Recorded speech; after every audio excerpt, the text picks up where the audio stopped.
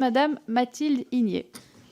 Merci Madame la Présidente, Monsieur le rapporteur, chers collègues. Je vais être honnête avec vous, j'aborde l'examen de ce texte en ayant une pensée pour Christian.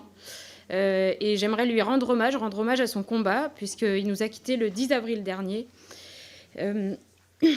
C'est un agriculteur, fils d'agriculteur, et c'est la leucémie qui l'a emporté.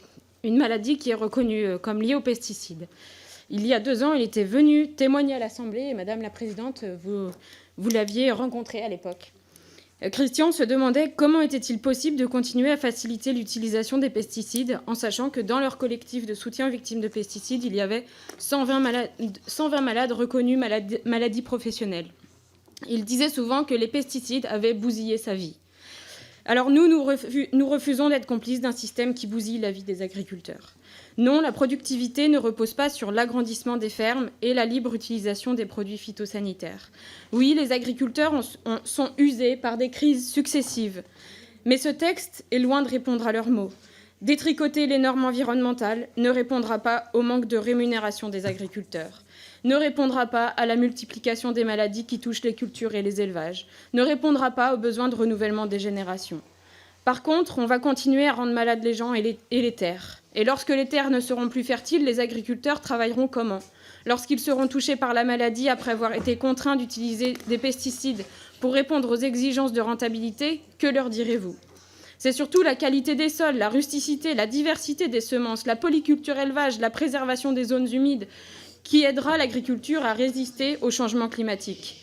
C'est l'agronomie qui contribue avant tout à l'amélioration de la production alimentaire.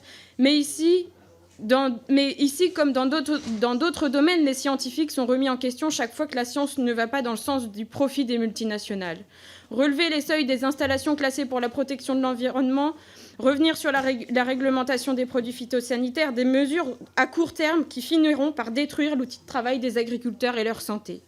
Pour lever les contraintes au métier d'agriculteur, ce texte loupe totalement le cœur du problème. Les personnes qui souhaitent s'installer en agriculture sont nombreuses aujourd'hui, mais elles rencontrent des difficultés. L'accaparement des terres par quelques-uns, la mise en avant d'un modèle dans lequel la diversité des cultures, la polyculture élevage, le bio ou encore l'installation en collectif sont parfois mal vues. Des pratiques qui sont pourtant sollicitées par les personnes non issues du milieu agricole, qui sont 60% des candidats à l'installation. Alors, loin de ne pas opposer les modèles, eh bien, ce texte montre la volonté d'homogénéiser l'agriculture pour rentrer dans le moule voulu par l'agro-industrie. Ceux qui dirigent l'agriculture d'en haut ne veulent surtout pas changer de système. Sous couvert de défendre les agriculteurs et les agricultrices, cela protège avant tout leurs profits. Les multinationales continuent à faire ce qu'elles veulent et les pouvoirs publics détournent le regard.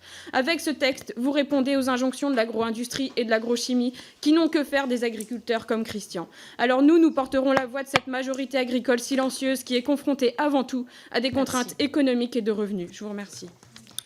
Merci, Madame Igné.